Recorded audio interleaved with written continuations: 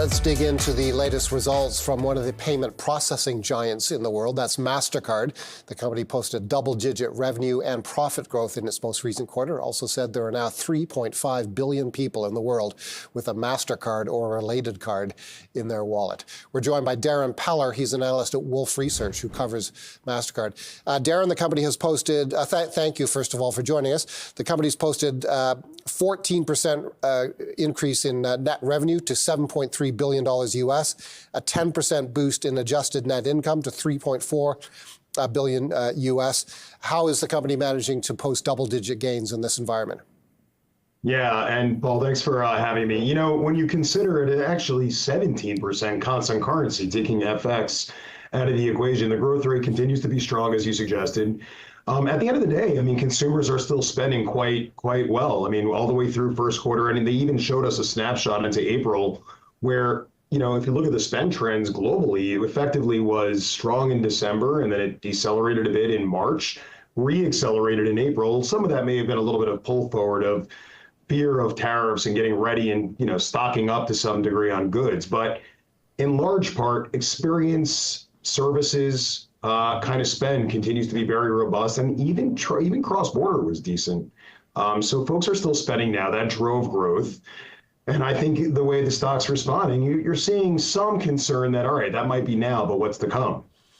Yeah, it's interesting to hear you mention currency because not surprising, but it'll be interesting for our viewers, because if a viewer takes a look at Mastercard's results, they, again, not surprisingly, will see a column headed currency neutral. The company processes payments all over the world in all kinds of different currencies. So for the key numbers on revenue and profit, there's a reported column and a currency neutral column. How should investors think about the difference between those two columns? Because the differences are material. Net revenue, I quoted the 14% increase number. That's as reported.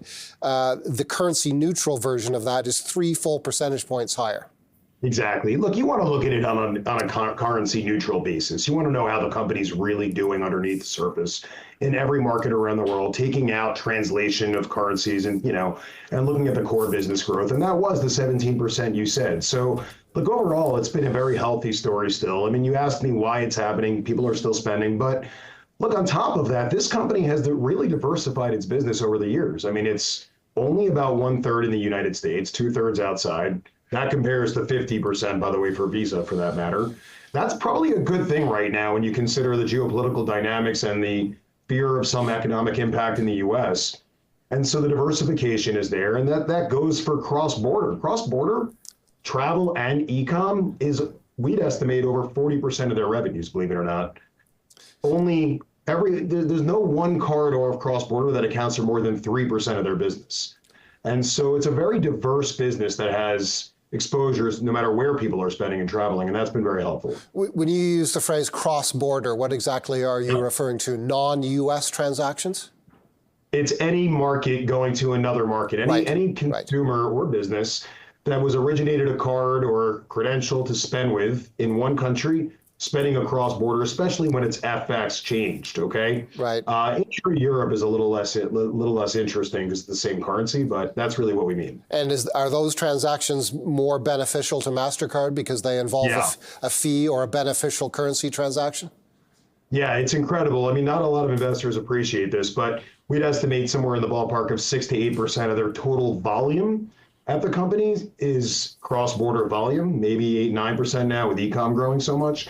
But 40% plus of their revenue is derived from that 8 to 9%. So it's much more lucrative. So what is your take on the potential for an economic slowdown created by uncertainty, created by tariffs? Later in this program, I'm going to speak with the chief executive officer of a uranium producer, and he will tell me that market as well, the uranium market, is worried about economic growth, and even uranium purchases are slowing down. So everybody seems to be worried about it. What is your take on how it could affect the payment processors?